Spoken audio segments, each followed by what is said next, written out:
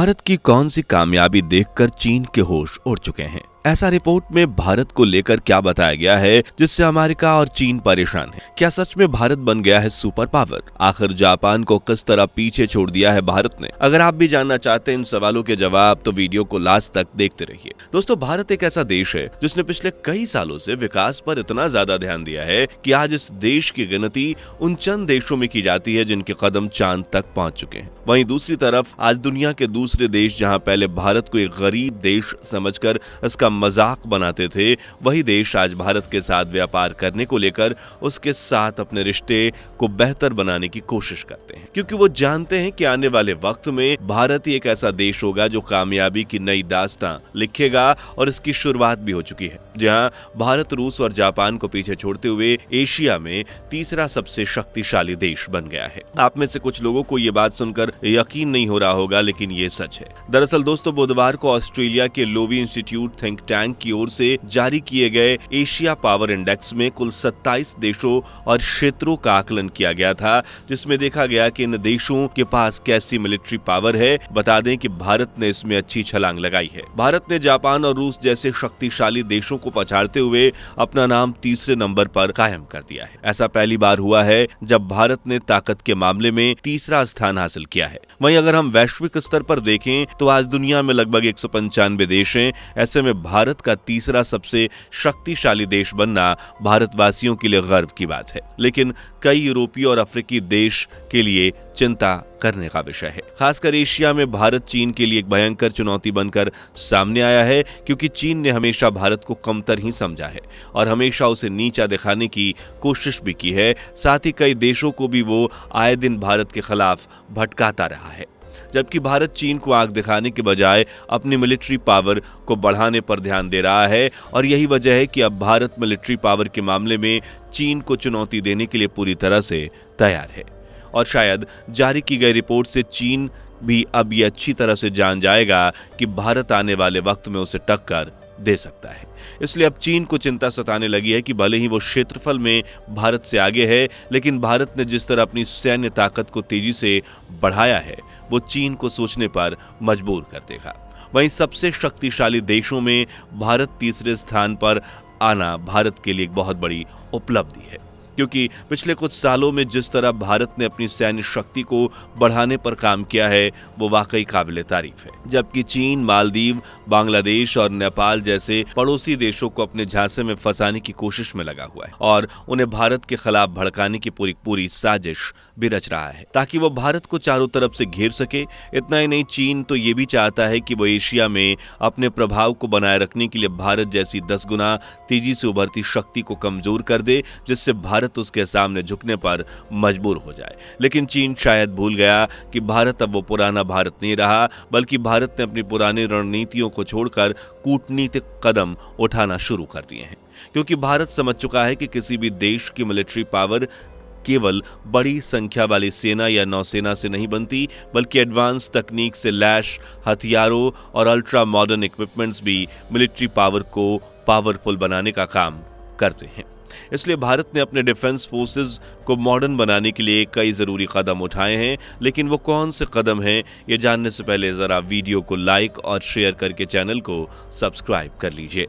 दोस्तों, भारत ने अपनी डिफेंस स्ट्रेंथ को बढ़ाने के लिए नई और ultra modern missiles, advance fighter jets, air defence system और लॉन्ग रेंज वाले टिकाऊ लैंक्स और टैंक्स विकसित किए हैं।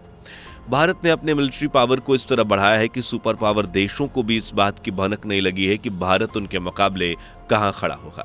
भारत ने साल 2024 तक अपनी सैन्य क्षमता को इतना मजबूत कर लिया है कि अब ये जापान और रूस जैसे देशों को पीछे छोड़ तीसरी पोजीशन पर पहुंच गया है। वही रिपोर्ट के मुताबिक जहां भारत तीसरी पोजीशन पर है, वहीं अमेरिका ने इसमें पहला स्थान हासिल किया है, जबकि दूसरे स्थान पर चीन है, चौथे पर जापान है। हालांकि देखा जाए तो भारत भी इस पोजीशन पर ऐसे ही नहीं पहुंचा, बल्कि यहां तक पहुंचने के लिए भारत ने कई महत्वपूर्ण कदम उठाए हैं। भारत ने मेड इन इंडिया प्रोडक्शन पर जोर दिया, जिसका मकसद डिफेंस प्रोडक्शन में आत्मनिर्भरता हासिल करना था।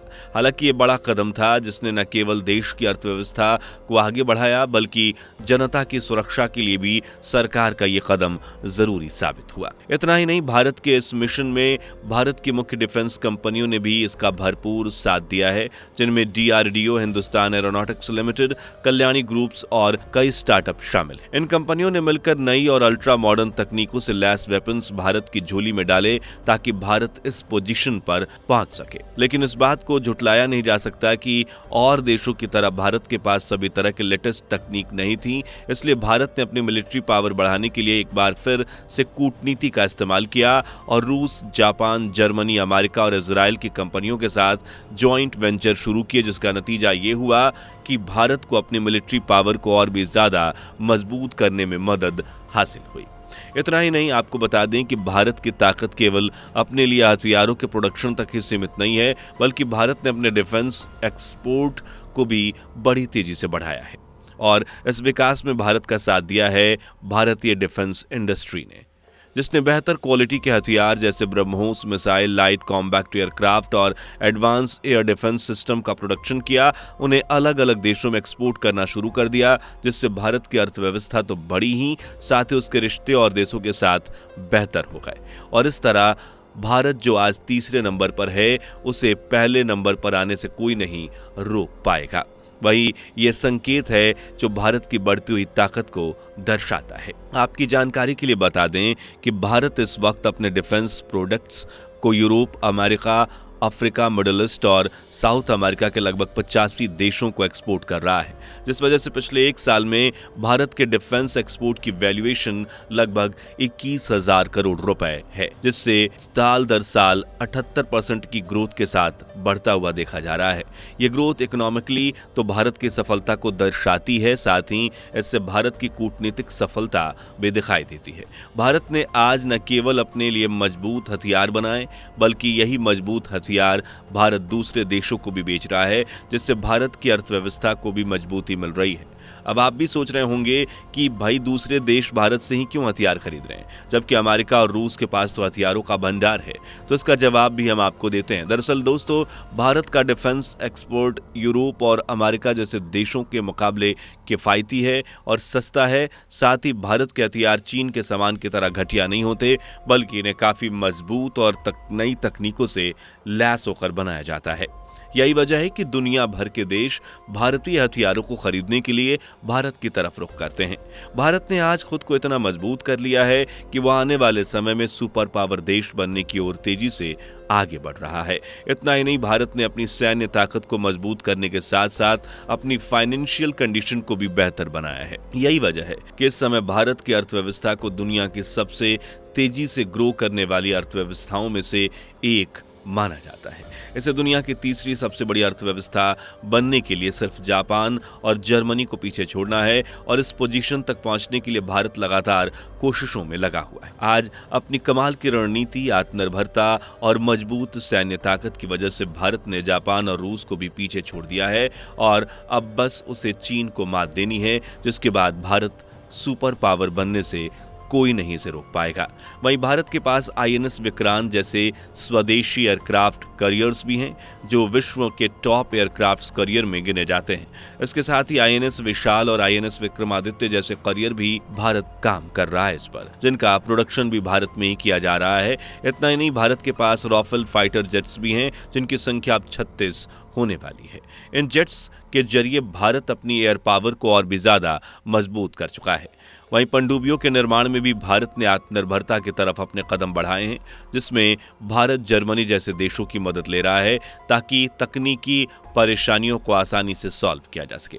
वहीं भारत के सुपर पावर देश बनने के सफर में हथियारों के अलावा कई घटनाएं भी शामिल हैं, जैसे साल 2016 में की गई सर्जिकल स्ट्राइक, जिसने न केवल भारतीय सेना की ताकत को उजागर किया, बल्कि देश की सुरक्षा को भी मजबूत बनाने का काम किया।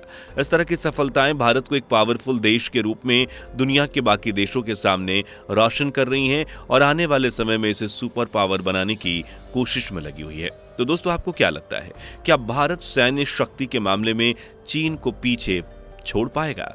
या नहीं? अपनी राय कमेंट बॉक्स में जरूर बताइए। वीडियो पसंद आई हो तो वीडियो को लाइक शेयर करके चैनल को सब्सक्राइब कर लें।